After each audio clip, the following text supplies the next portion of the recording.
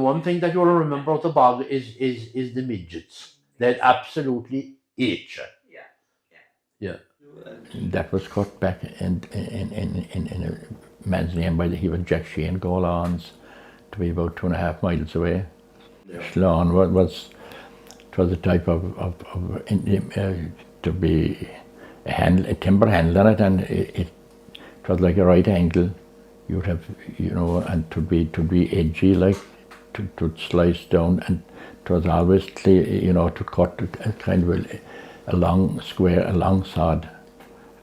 Maybe you'd take in things were so bad, you might take in a carrot turf, the old turf in the bog. You might get £1 for a horse load of it, like that'd be your. You might get a few messages for that kind of, and that was it. That's the way things were. Things were pretty bad. No. We used to just cut our own turf for our own use, like, for our own use. Yeah. So, like, there was a lot of that hard work in that as well, because you'd have to make it up. Yeah, and turn it first and didn't make it up. Didn't draw it home. Yeah. How did you get it home? Oh, horse and cart. Yeah. Horse and cart. They'd have 3 sods going at the time of the slot. You'd have 1 touch in the ground, 1 in the air and 1 in the slot. Yeah, fast. Yeah. That was a big event too, cutting the turf. Everyone contributed. When she'd bring out the tea dinner during the day, it was lovely having it outdoor. We were called for the dinner food in the bog. She put out a white lat and a pike below the house. And you'd know it to be about 1.5 then. Or if my father was helping some neighbour at a cow, and if we had a cow in a calving, my mother, he'd be in the watch out first, she'd put out a white lat where he could see where he'd be. To be cut around, it was around the first early May, and to dry it to depend on the weather.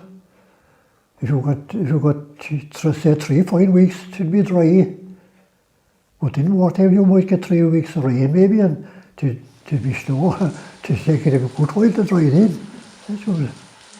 There was only 1 year I can remember that we didn't get it. Yeah, it was back I think in 1958 or something, 56 or something. That the summer was continuous rain? Continuous rain, yeah. The turf would be cut and spread out on the bank, and we had to go and turn it in, and when it was suitably dry, then build it up in cocks and dry it further, and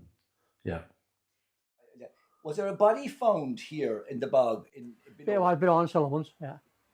So George found that. And they cut in the turf, they found the claws. And they ran to these claws and some human remains. That's all I don't think it was supposed to be an English spy. That's what they said anyway. Yes, it was turf and timber were the main. I rarely saw, I hardly ever saw collites here in Ione. It was always the timber and the turf and the timber, yeah. When I was young, to boil the kettle like was in the fire. Yeah. In the fire and bake the cakes.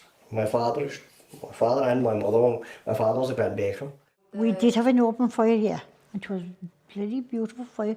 It was grand because you could sit down to it at night and it would be grand and warm. I know a lot of you go up the chimney, but still like.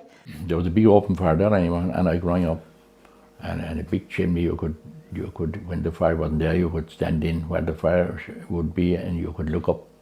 You'd put down your head a bit, of course, because there'd be mantelpiece over the fireplace there too. And it been called a clevy at that time. No, an open fire. The open fire, okay, yeah, absolutely. And an old small primus up on top of the... Oh, right, yeah. The crane, there was a crane in this old fireplace in that where you'd hang the pots and things on. We did, and the kettle hanging on the crane, and you'd hang the vegetable on it for the cakes to bake and all that like. There was a seat inside the fireplace there. You could roast your 2 legs in it at times. Yeah. And if you sat too near the fire, then you'd have, what did they call it, ABCs in your leg, from the fire. Did you ever get ABCs in your legs? We had 3 bachelor neighbours that lived next door to us. They were O'Driscolls. And where my mother would have baked the bread in the oven. They used to bake it in the Bastable. And we used to love to go there because it's such a different bread. She used to do it in the oven fire first, but then we got a range.